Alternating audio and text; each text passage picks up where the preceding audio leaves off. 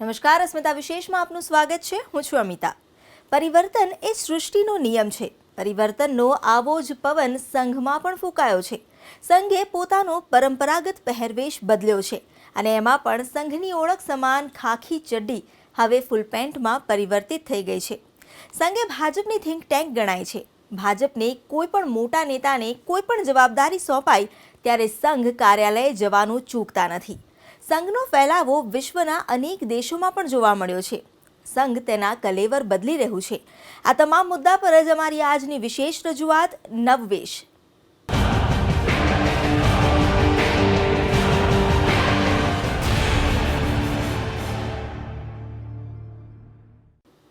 સફેદ શર્ટ, ખાખી ચડ્ડી અને કાળી ટોપી આ રાષ્ટ્રીય સ્વયંસેવક સંઘ એટલે આરએસએસની ઓળખ છે, જે ઓળખ હવે સમયની સાથે બદલાઈ ગઈ છે. ગુજરાતમાં પણ આરએસએસનો નવો ગણવેશ લાગુ કરી દેવામાં આવ્યો છે. ત્યારે આવો જોઈએ કેવો છે સંઘનો નવો ગણવેશ.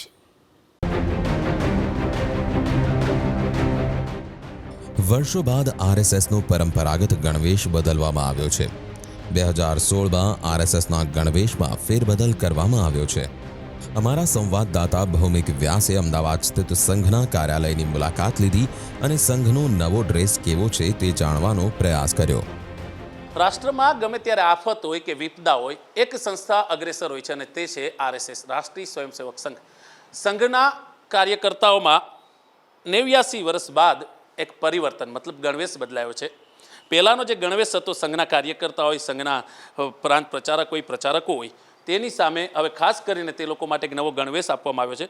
ફૂલ પેન્ટ છે, તેની ફૂલ પેન્ટની સાથે શૂઝ હોય, ફૂલ પેન્ટ હોય અને વ્હાઇટ કલરનો શર્ટ. સંઘની ઓળખ છે તેનો ડ્રેસ.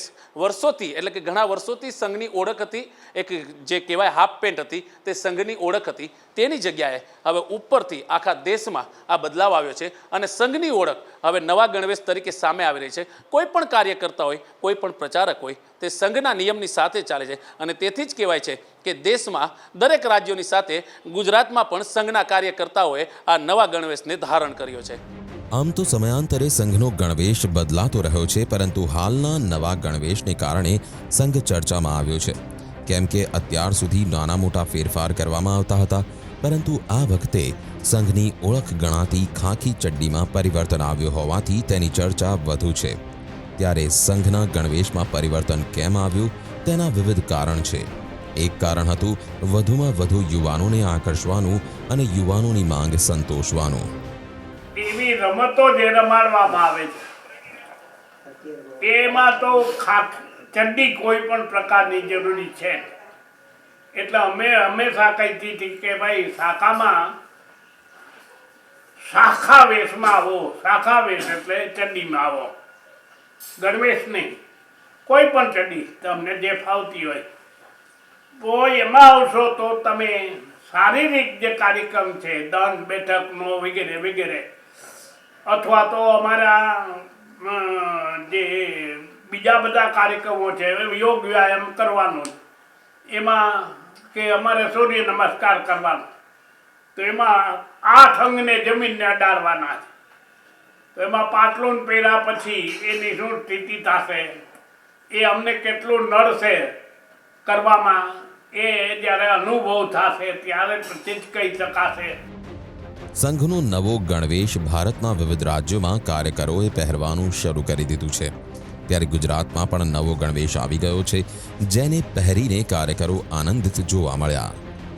गणवेश शाखा के अंदर जो भी आवश्यकता होती है, जब जब समाज के अंदर या तो संघ के अंदर जब भी आवश्यकता रहती है, तो नीचे से लेके ऊपर तक वो सूचनाएं मिलती है, सूचन स्वीकार्य करते हैं और बाद में अखिल भारतीय स्तर पे वो निर्णय लेते हैं कि इसमें क्या बदलाव करना चाहिए, क्या नहीं करना चाहिए, और उसके वो हिसाब से वो बदलाव होता है और सबको स्वीकार्य रहता है.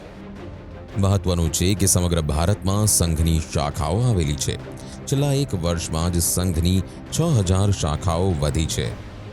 સંઘના કાર્યકરો ભારતના કોઈપણ ભાગમાં જ્યારે પણ કોઈપણ પ્રકારની કુદરતી આફત આવે ત્યારે તેઓ ત્યાં મદદે પહોંચી જાય છે. 1925માં સંઘની સ્થાપના કરવામાં આવી અને સંઘની સ્થાપના પાછળનો મુખ્ય ઉદ્દેશ હતો રાષ્ટ્ર નિર્માણ અને સામાજિક સમરસતા દેશમાં બનાવી રાખવી. ધીમે ધીમે સંઘની શાખાઓ વધતી ગઈ અને લાખો લોકો સંઘની સાથે જોડાયા અને સમયના બદલાવની સાથે સંઘે દેશની રાજનીતિમાં સક્રિય બનવાનો નિર્ણય પણ કર્યો, તે પડદા પાછળ. સમય આવવાની સાથે સંઘે દેશને અનેક રાજનેતાઓની ભેટ આપી અને જેમણે રાષ્ટ્રનું સુકાન પણ સંભાળ્યું અને સાથે રાજ્યની ધુરા પણ સંભાળી. વિશ્વભરમાં સંઘના ગણવેશમાં બદલાવ કરવામાં આવ્યો છે. પહેલા ખાખી ચડ્ડી અને સફેદ શર્ટ હતો, જે સમયની સાથે બદલવામાં આવ્યો. હવેથી ખાખી ચડ્ડીની જગ્યાએ ફૂલ પેન્ટ આરએસએસના સ્વયંસેવકો પહેરશે. સમયાંતરે સંઘના ગણવેશમાં નાના મોટા ફેરફારો આવ્યા છે. ત્યારે આવો જાણીએ સંઘના ગણવેશના ઇતિહાસ વિશે. દેશમાં આરએસએસની સંસ્થા ખૂબ જ મોટી છે. આરએસએસની સ્થાપના વર્ષ 1925માં કરવામાં આવી હતી. 1927માં સંઘનો ગણવેશ ખાખી શર્ટ, ખાખી ચડ્ડી, લાલ પટ્ટો, ખભા પર આરએસએસનો બેઝ અને કાળા બૂટ હતા. આ ગણવેશ વર્ષ 1940 સુધી રહ્યો હતો. ત્યારબાદ વર્ષ 1940માં ખાખી શર્ટને બદલીને સફેદ શર્ટ કરવામાં આવ્યો. જે તે સમયે અંગ્રેજોનું શાસન હોવાથી 4 વર્ષ બાદ કાળા ચામડાના બૂટ બદલીને તેના સ્થાને સફેદ કેનવાસના બૂટ પહેરવાનું નક્કી કરવામાં આવ્યું. આ પરિવર્તનના ઘણા વર્ષો બાદ એટલે કે વર્ષ 2011માં લાલ ચામડાનો પટ્ટો હતો, તેને બદલીને કેનવાસનો બેલ્ટ કરવામાં આવ્યો. આ પરિવર્તનના 5 વર્ષ બાદ એટલે કે વર્ષ 2016માં સંઘના ગણવેશમાં મોટો ફેરફાર કરવામાં આવ્યો. ખાખી હાફ પેન્ટનું સ્થાન હવે ફૂલ પેન્ટે લીધું છે. કે સંઘનું આ હાફ પેન્ટના બદલે જો ફૂલ પેન્ટ હોય તો જરા વધારે સારું, એ પણ એક કારણ છે. બીજું એક કારણ એવું પણ હોઈ શકે કે જે ઉત્તરના રાજ્યો છે, એ ઉત્તરના રાજ્યોમાં ખાસ કરીને શિયાળાની ઋતુમાં સવારે 6 વાગે હાફ પેન્ટ પહેરીને મેદાન ઉપર શાખામાં જવું એ એક ચેલેન્જ હતી. ત્યાં પણ આ પ્રકારની ચર્ચાઓ અને સૂચનો ચાલ્યા અને આ બધું કુલ મળીને જે સંજોગો ઊભા થયા એના આધારે અખિલ ભારતીય પ્રતિનિધિ સભાએ આખી સભાએ ચર્ચા કરીને સર્વાનુમતિપણે નક્કી કર્યું કે હવે આપણે હાફ પેન્ટના બદલે આ ફૂલ પેન્ટ કરીશું અને એના ભાગરૂપે આ ગણવેશમાં બદલ આવ્યો છે. હિન્દુ હિતની રક્ષા કરવા માટે 1925માં આરએસએસની સ્થાપના કરવામાં આવી. સ્થાપના થયા બાદ નક્કી કરવામાં આવ્યું કે દળની ઓળખ માટે એક ડ્રેસ કોડ હોવો જરૂરી છે. ત્યારબાદ આરએસએસની ઓળખ માટે ખાખી ચડ્ડી, સફેદ શર્ટ અને કાળી ટોપીનો ગણવેશ નક્કી કરવામાં આવ્યો. ઘણી વખત જૂના સમયમાં એવું અમને લાગતું કે કબડ્ડીની રમત રમ્યા હોય અને પેન્ટવાળો આવે ને પકડાઈને બરોબર જો ઘસાય તો એનું પેન્ટ ફાટી જાય, આવી સ્થિતિ થતી હતી. હવે આમાં શું થાય છે એ અમારો અનુભવ જ કે છે. સંઘ તેની ખાખી ચડ્ડીને આગવી ઓળખ માને છે, પરંતુ ઘણી વખત આ ગણવેશની મજાક પણ બની છે. ટીવી સ્ક્રીન પર ડિબેટ હોય કે પછી આરએસએસની ચર્ચા થતી હોય ત્યારે તેમને ચડ્ડીવાળા કે ચડ્ડીઓનું સંગઠન કહેવામાં આવતું. સંઘની વાત કરીએ તો સમગ્ર ભારતમાં સંઘની 50,000 શાખાઓ આવેલી છે અને સંખ્યાબંધ લોકો આરએસએસમાં જોડાય છે. 1925માં શરૂ થયેલી સમિતિ સંઘની સંસ્થા આજે દેશ અને વિદેશમાં વિશાળ વટવૃક્ષની જેમ ફેલાયેલી છે. રાષ્ટ્રીય સ્વયંસેવક સંઘ દેશનું એક એવું સંગઠન જેની સાથે સંકળાયેલા લોકો રાષ્ટ્રવાદી સંગઠન માને છે, તો વિરોધીઓ આરએસએસને કટ્ટર હિન્દુવાદી સંગઠન માને છે. કેવી રીતે નંખાયો આરએસએસનો પાયો, આવો જાણીએ.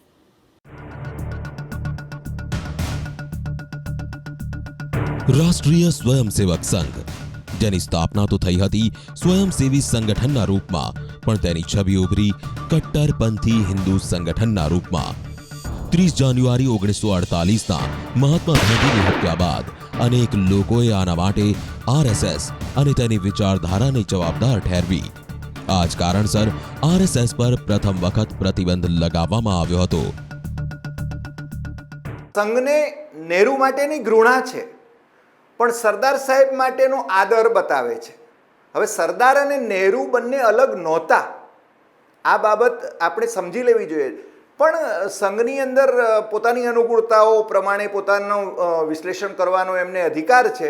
પણ સરદાર સાહેબે એ વખતે કન્ડિશન મૂકી હતી કે તમારું બંધારણ લેખિતમાં રજૂ કરો, અને એ બંધારણ એમણે લેખિતમાં રજૂ કરવું પડ્યું હતું. તત્કાલીન રાજકીય સ્થિતિને જોતા સંઘ પરિવારે રાજકીય પાર્ટીની દ્રષ્ટિએ વર્ષ 1951માં ભારતીય જનસંઘની સ્થાપના કરી. ડોક્ટર શ્યામાપ્રસાદ મુખર્જી તેના નેતા બન્યા અને એ જ વર્ષે પ્રથમ લોકસભા ચૂંટણીમાં જનસંઘને રાષ્ટ્રીય પાર્ટીનો દરજ્જો મળી ગયો.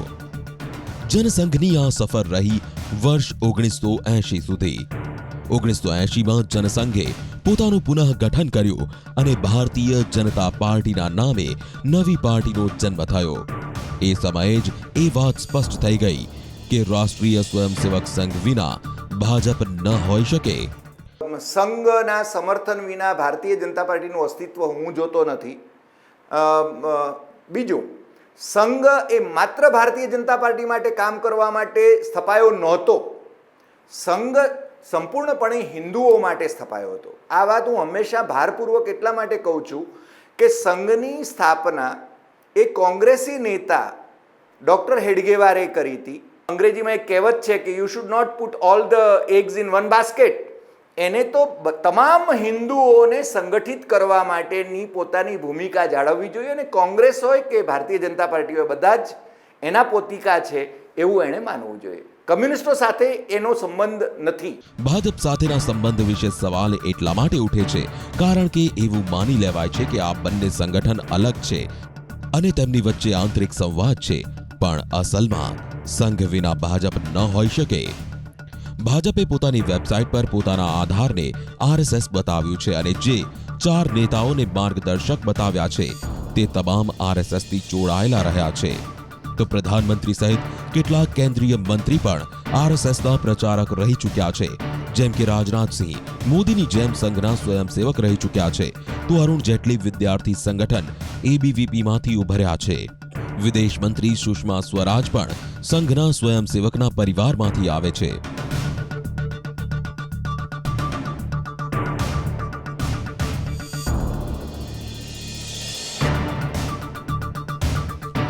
સંઘ ખુદને તો સ્વયંસેવકોના સામાજિક અને સાંસ્કૃતિક આંદોલનના રૂપમાં રજૂ કરતી રહે છે, પણ તે રાજનીતિમાં સક્રિય રીતે સામેલ રહી છે.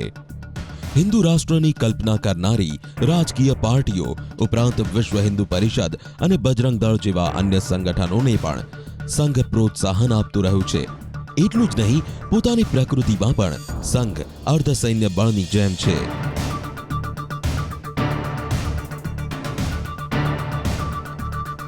આઝાદીના 7 દાયકા બાદ અને હિન્દુ રાષ્ટ્ર બનવાના ઉદ્દેશ માટે સ્થાપિત આરએસએસની સ્થાપનાના 89 વર્ષ બાદ ભારતમાં સરકાર બનાવવા માટે ભાજપને નરેન્દ્ર મોદીના નેતૃત્વમાં પૂર્ણ બહુમત મળ્યું છે.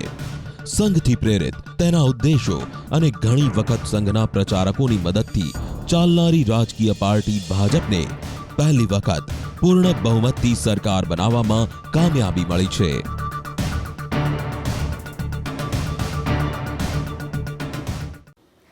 આરએસએસનું ગુજરાત સાથે પણ કનેક્શન રહ્યું છે. આ કનેક્શન વિશે જાણીશું, પરંતુ એક બ્રેક બાદ.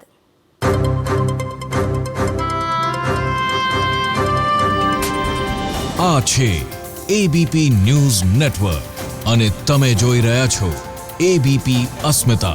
ખબર અમારી, પ્રગતિ તમારી. આરએસએસના હેડક્વાર્ટર્સ ભલે નાગપુરમાં હોય, પરંતુ સંઘના મૂળિયા ગુજરાતમાં પહેલેથી જ ઊંડા રહ્યા છે. આરએસએસનું વટવૃક્ષ ગુજરાતમાં કેવી રીતે વિકસ્યું, આવો જોઈએ.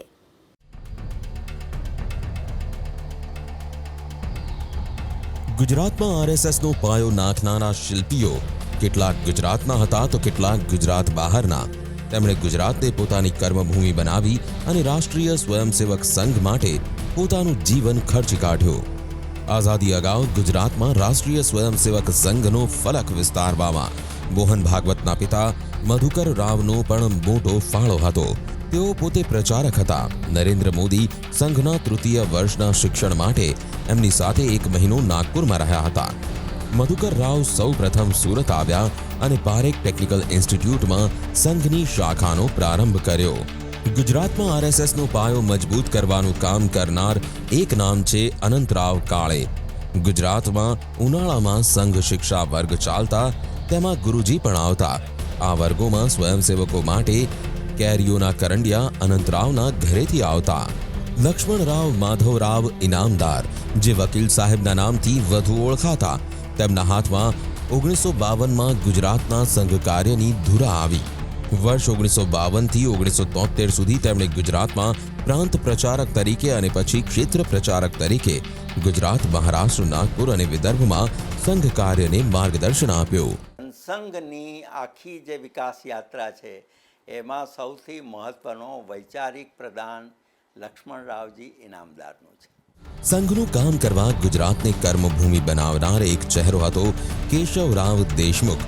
તેમનું વતન ઉત્તર પ્રદેશનું કાશી હતું. ગુજરાતમાં 3 દાયકા સુધી તેમણે આરએસએસમાં રહીને પ્રાંત પ્રચારક તરીકે કામ કર્યું. વડોદરા ઘણા વર્ષો સુધી કેશવરાવ દેશમુખનું કાર્યક્ષેત્ર રહ્યું. ગુજરાતમાં ધન સંગ્રહના અભિયાનમાં તેમણે 35 લાખ રૂપિયાનું ભંડોળ એકઠું કર્યું હતું. ત્યારે 35,000 રૂપિયાની રકમ પણ ખૂબ મોટી કહેવાતી. ગુજરાતમાં આરએસએસને મજબૂત કરવામાં એક નામ છે વસંતરાવ ગજેન્દ્ર ગડકરનું. તેમની કર્મભૂમિ હતી અમદાવાદનો ખાડિયા વિસ્તાર. વસંતભાઈ લો કોલેજમાં અધ્યાપક હતા. નરેન્દ્ર મોદીએ વસંતભાઈ સાથે કામ કરતા હતા. ડોક્ટર વિશ્વનાથ અનંતરાવ વણીકર વ્યવસાય એન્જિનિયર. તેમનો પરિવાર મૂળ નાશિક પાસેના વણી ગામનો, પરંતુ પેઢીઓથી અમદાવાદની ભાવનીપોળમાં વસ્યા હતા. વિશ્વનાથ વણીકર ધીકતી કમાણી છોડીને એ વખતે અમદાવાદની નવી બનેલી હોસ્પિટલ એલજી હોસ્પિટલમાં જોડાયા હતા. કાશીનાથ બાગવડે જન્મ મહારાષ્ટ્રના સતારા જિલ્લામાં વાય ગામમાં, પરંતુ કર્મભૂમિ બનાવી નડિયાદને. પ્રારંભિક દિવસોમાં ખેડા જિલ્લામાં સંઘ કાર્યમાં પ્રવૃત્ત રહ્યા. 1945માં તેઓ પ્રચારક તરીકે જોડાયા. 1956માં અંજારમાં ભૂકંપ આવ્યો ત્યારે કચ્છમાં સંઘનું માળખું કંઈ ખાસ ન હતું, પરંતુ તેમનું કામ આજે યાદ કરવામાં આવે છે. વર્ષ 1971માં સિદ્ધપુરમાં વિહિપનું સંમેલન યોજાયું. તેની સંપૂર્ણ વ્યવસ્થા કાશીનાથ બાગવડે સંભાળતા હતા. નાથાભાઈ ઝઘડા અમદાવાદના સોની પરિવારનું સંતાન. વકીલ સાહેબના કહેવાથી સોની કામ શીખતા શીખતા માણેક ચોકના સંઘ કાર્યાલયમાં રહેવા લાગ્યા. 1961માં નાથાભાઈએ પ્રચારક જીવનની શરૂઆત કરી હતી.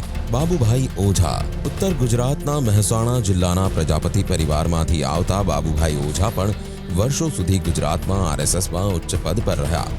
અહીં એન્જિનિયર બન્યા, પણ વધુ અભ્યાસ માટે અમેરિકા ભણવા ગયા.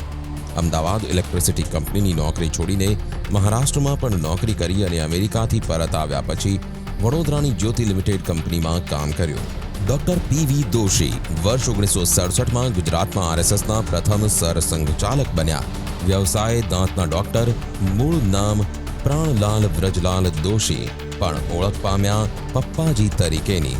તેમણે ગુજરાતમાં સરસંઘચાલક તરીકે સંઘ કાર્યના વિસ્તાર અને વિકાસ માટે પોતાનાથી બનતું બધું જ કર્યું. એમના પછી તો બીજા અનેક થયા. એણે જુદા જુદા વિસ્તારમાં જુદા જુદા ક્ષેત્રોમાં કામ શરૂ કર્યું. જે કામ શરૂ થયું એ માત્ર સંઘ કાર્ય નહોતું. સંઘ કાર્યને આનુષંગિક આ વિચારને પ્રગટ કરવા માટે અત્યાર સુધીમાં ગુજરાતમાં સામાન્ય ગણતરી પ્રમાણે 100 જેટલા મહત્ત્વના પ્રચારકોએ પોતાનો લોહી પસીનો એક કરીને આ વિચારનું વૃક્ષ વાવ્યું છે. બચુભાઈ ભગત એમને સંઘનો રંગ લગાડવામાં મોટો ફાળો હતો.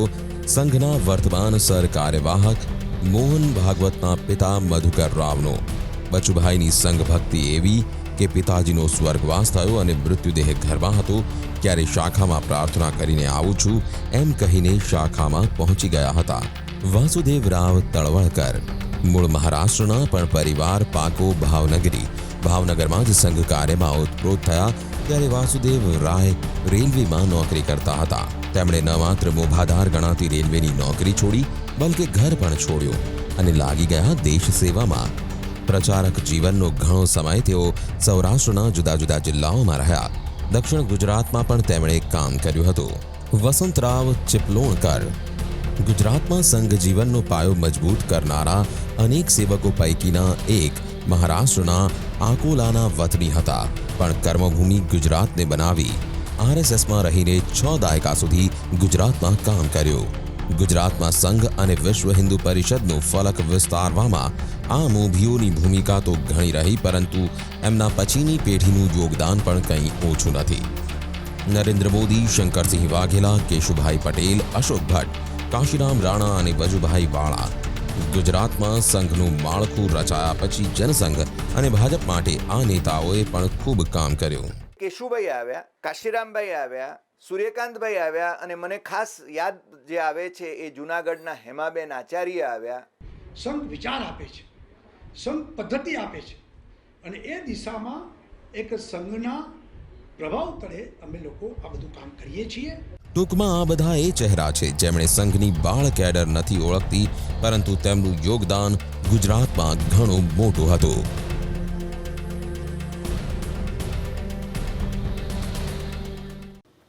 આરએસએસે દેશને કેટલાય નેતા આપ્યા. સંઘના સ્વયંસેવકથી પ્રધાનમંત્રી સુધીની સફર નરેન્દ્ર મોદીએ કેવી રીતે કાપી? ગુજરાતમાં રાષ્ટ્રીય સ્વયંસેવક સંઘે પોતાનું પ્રભુત્વ જમાવ્યું અને આગવી ઓળખ પ્રાપ્ત કરી. એમાં નરેન્દ્ર મોદીનું ખૂબ મોટું યોગદાન છે. આ તસવીરો જુઓ. વર્ષ 1984. 3 દાયકા જૂની આ તસવીરોમાં અમદાવાદથી 40 કિલોમીટર દૂર આવેલા ધોળકામાં ત્યારના આરએસએસ પ્રમુખ બાલા સાહેબ દેવરસ જોવા મળી રહ્યા છે. ત્યારે મોદી આરએસએસના પ્રચારક હતા. उनका पहले कार्यक्रम दोपहर को आते थे तो कार्यकर्ता के वहाँ भोजन का कार्यक्रम रहता था और शाम को शाखा रहती थी और शाखा के बाद भोजन करके कार्यकर्ता के वहाँ रात्रि को बैठक रहती थी संघ की और बैठक में अलग अलग कई विषयों पर चर्चा होती थी.